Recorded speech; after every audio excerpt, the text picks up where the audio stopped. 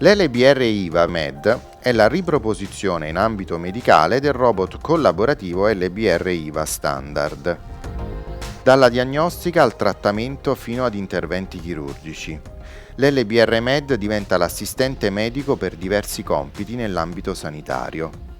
I costruttori di prodotti medicali possono sviluppare ed omologare una più ampia soluzione medicale, che comprende l'LBR Med, in quanto è certificato in conformità al CB Certificate Scheme riconosciuto a livello internazionale. Un esempio di prodotto medicale vede l'LBR Med coinvolto in un'applicazione di robotica chirurgica con ultrasuoni focalizzati per l'ablazione di alcune tipologie di tumori.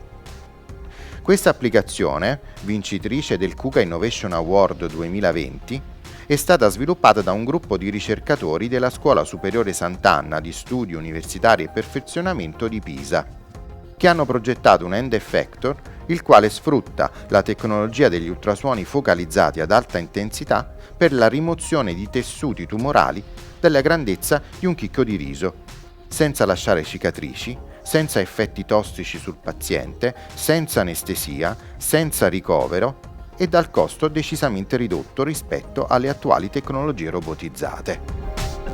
Ciò garantisce un trattamento preciso grazie alla presenza del robot e non invasivo grazie agli ultrasuoni focalizzati.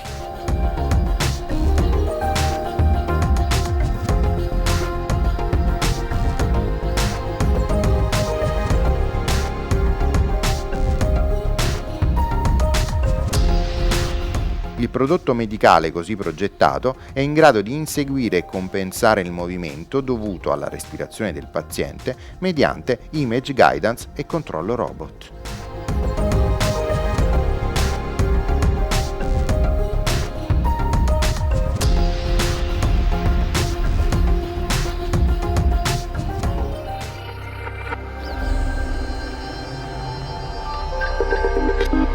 Industrial intelligence.